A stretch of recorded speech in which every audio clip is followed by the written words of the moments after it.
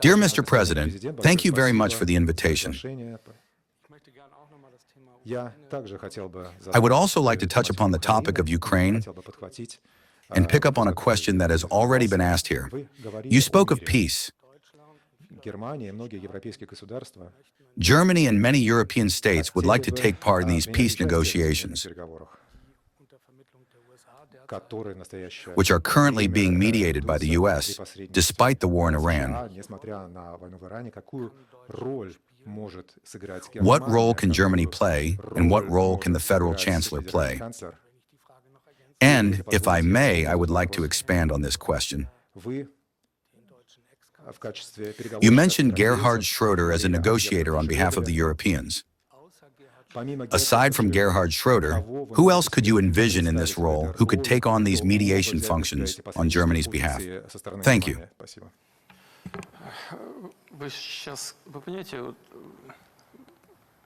You said two things that I want to draw attention to.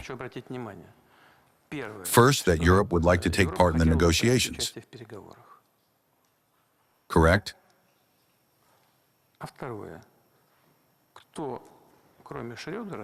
And second, who besides Mr. Schroeder could act as a mediator?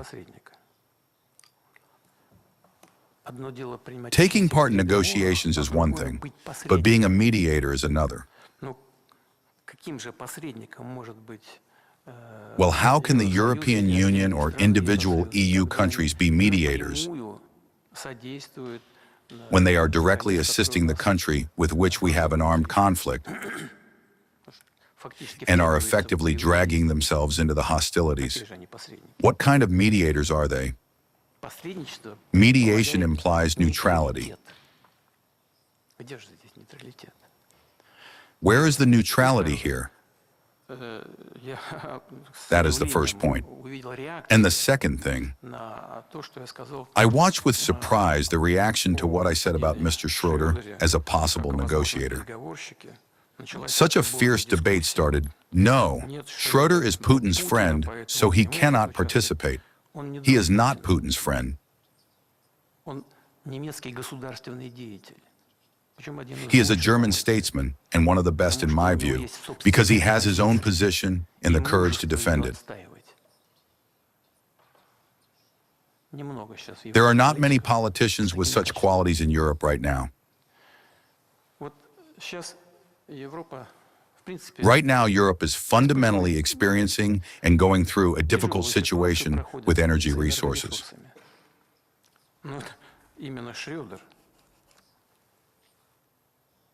But it was precisely Schroeder who was involved in building infrastructure facilities, such as Nord Stream,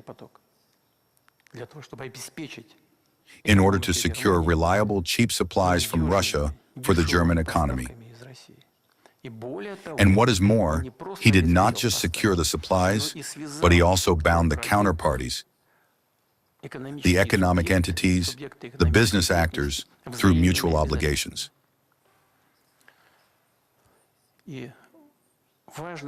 And what matters is not that he and I simply have a good relationship. What matters is that he is a man who, while pursuing the national goals of his country, is nevertheless someone who can be trusted. This, after all, is the core of the problem.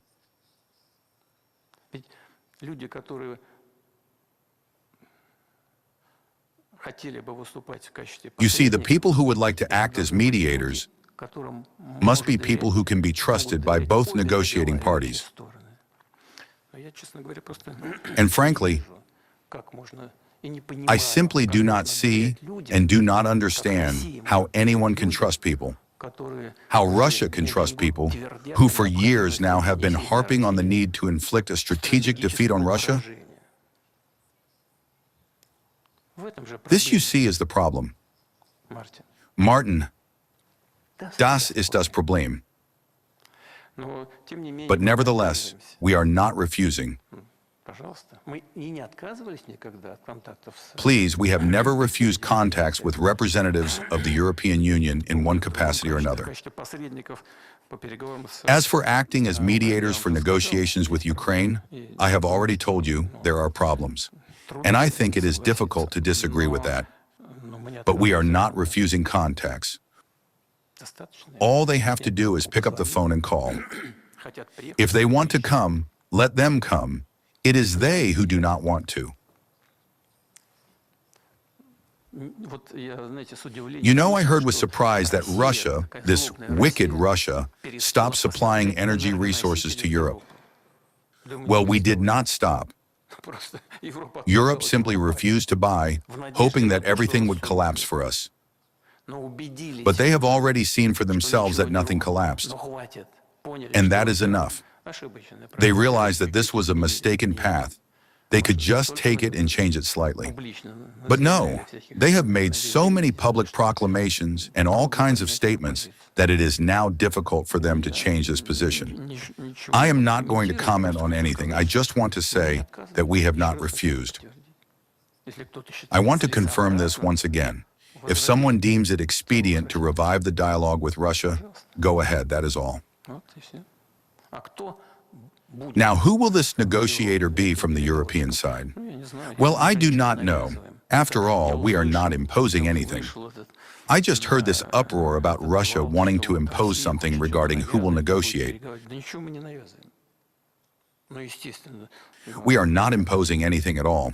Naturally, we want to understand who that could be. And I repeat once again, these must still be people who can be trusted. This is all part of the workflow. It can be discussed quietly, calmly, say, at the level of ministries of foreign affairs or at the level of intelligence services. Contacts between intelligence services, by the way, are continuing.